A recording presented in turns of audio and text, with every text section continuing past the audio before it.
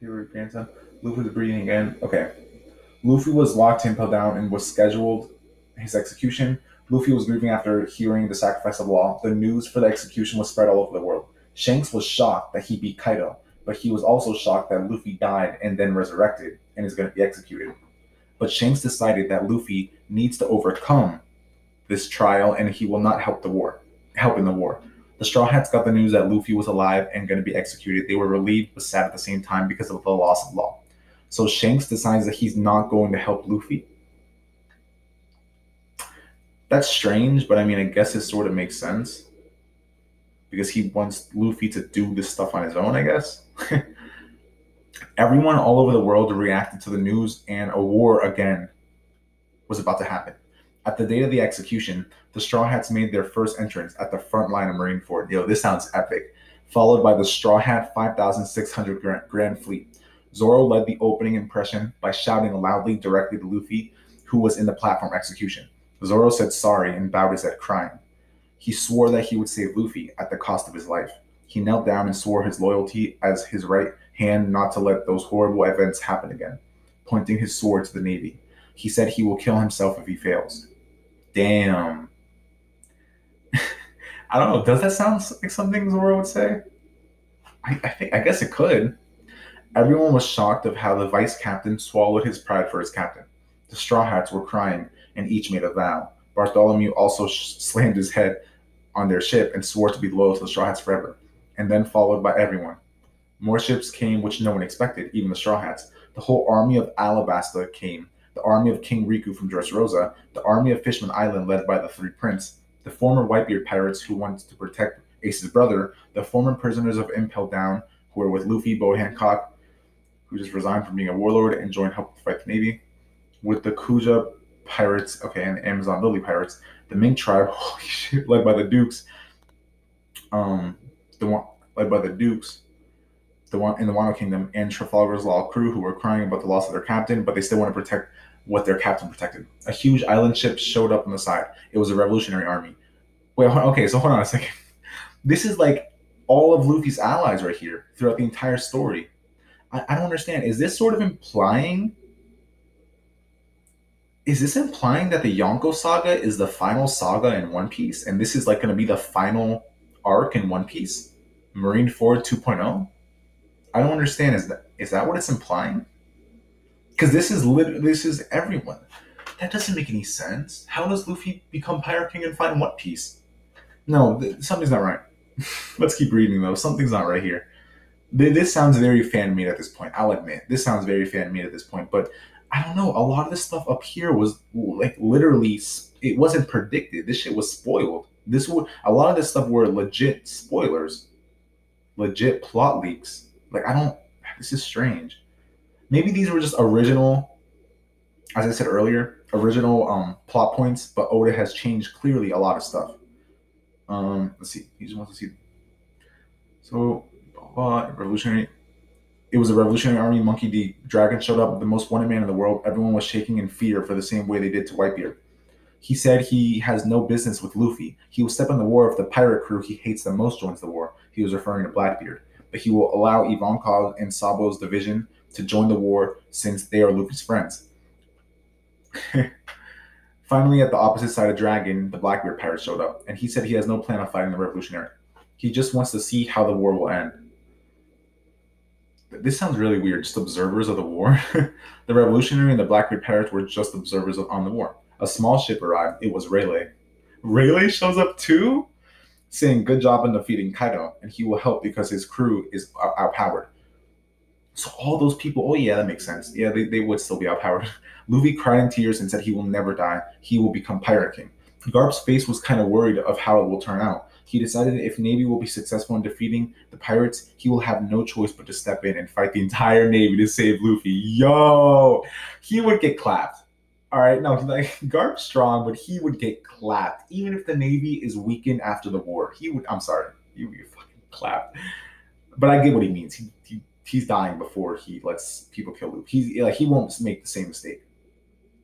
He could not make the same mistake again. Exactly. The Navy was so shocked that many big name pirates, and people showed up just for Luffy. no matter how people look at it, the people trying to save Luffy has the upper hand advantage. Looking at the people, it has more reinforcement than Whitebeard's reinforcements during Ace's execution. The Navy was worried on how to deal the war. Well, yeah, they do have a way more people than Whitebeard did. So yeah, maybe they do have a chance.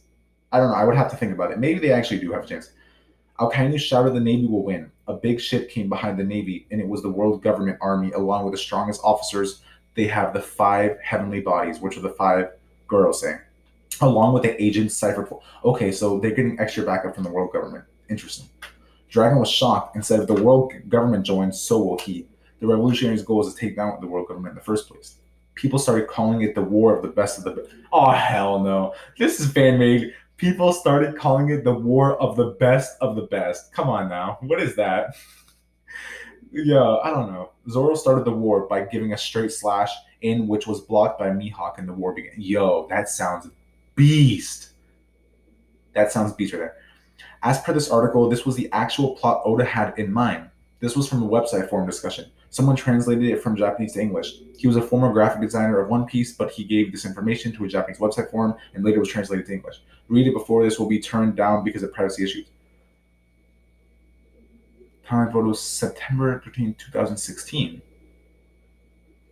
Yeah, makes sense. It was almost 3 years ago. Okay, so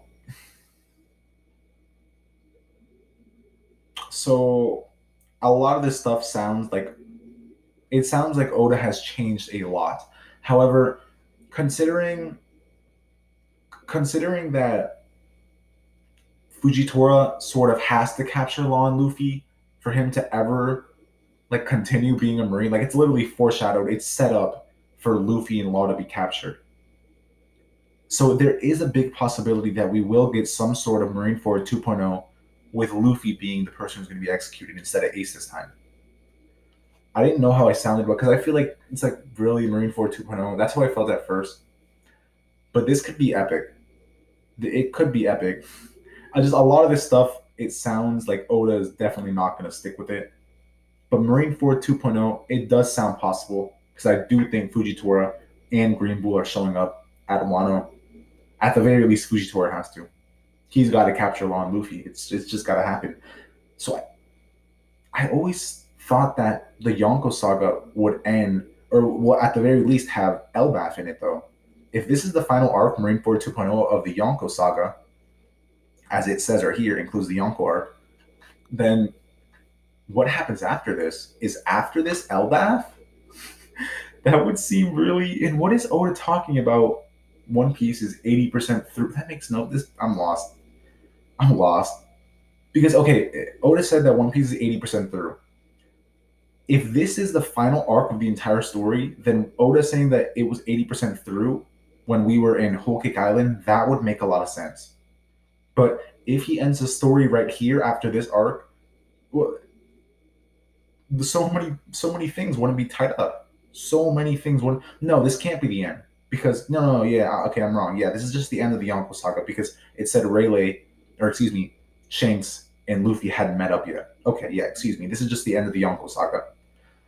But I thought Elbaf would be in the Yonko saga. So Marineford 2.0 apparently will be the end of the Yonko saga. Marineford 2.0. I like it. I like the sound of that. It sounds badass, actually.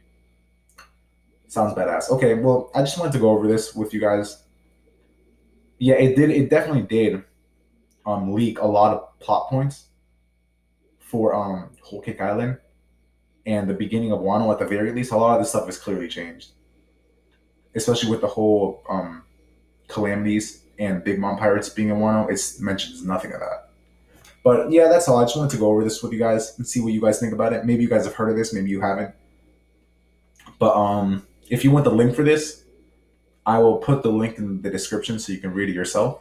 Very interesting stuff right here. And yeah, that's all. So comment, like, subscribe, and thanks for watching.